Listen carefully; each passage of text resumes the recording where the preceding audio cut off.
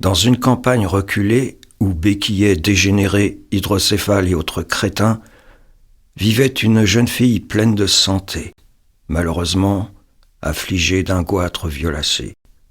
Les gens du pays l'avaient donc finement surnommé le petit goitre violacé.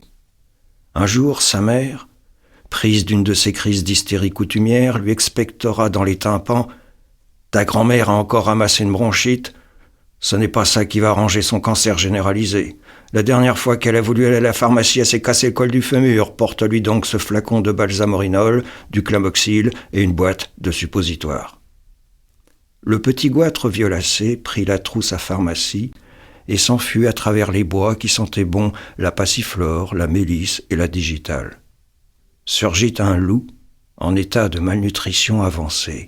Il aurait volontiers disséqué le petit goitre violacé sur le champ, histoire de combler sa dent creuse, mais il avait diagnostiqué la présence proche de quelques bûcherons pétants de santé qui risquaient de lui faire avaler son bulletin de naissance. Il préféra donc garder son sang-froid et différer l'opération. « Parle-moi à cœur ouvert. Où te rends-tu donc avec tant d'effervescence ? » « Je porte du balsamorinol et des suppositoires à ma pauvre grand-mère grabataire. »« Vu, on fait la course. C'est bon pour la circulation.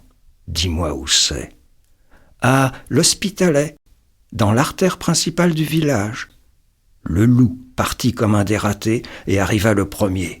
« Qui est là ?» graillonna la voix catareuse de la cacochime. « C'est le petit goitre violacé.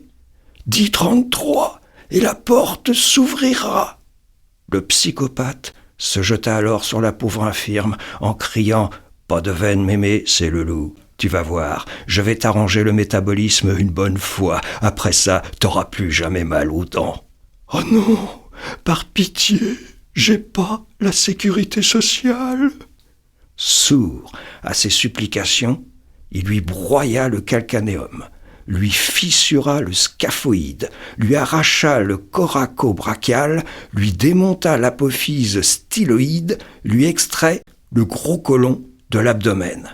L'hémorragie, provoquée par ces blessures, entraîna rapidement la fin des fonctions vitales. Le loup s'alita à sa place.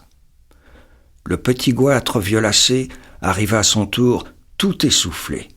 Comme il était complètement myope, il ne reconnut pas l'autre malade, qui l'invita à se mettre en décubitus dorsal à ses côtés. L'anatomie de la prétendue vieille lui parut tout de même curieuse. Elle l'examina et essaya de prendre sa température. « Mémé, tu as les bras hypertrophiés ? » C'est pour mieux étaler la pommade. « Mémé, tu as les yeux exophthalmés ? » C'est pour mieux reconnaître les gélules. « Mémé, tu as une molaire cariée au fond, à gauche ?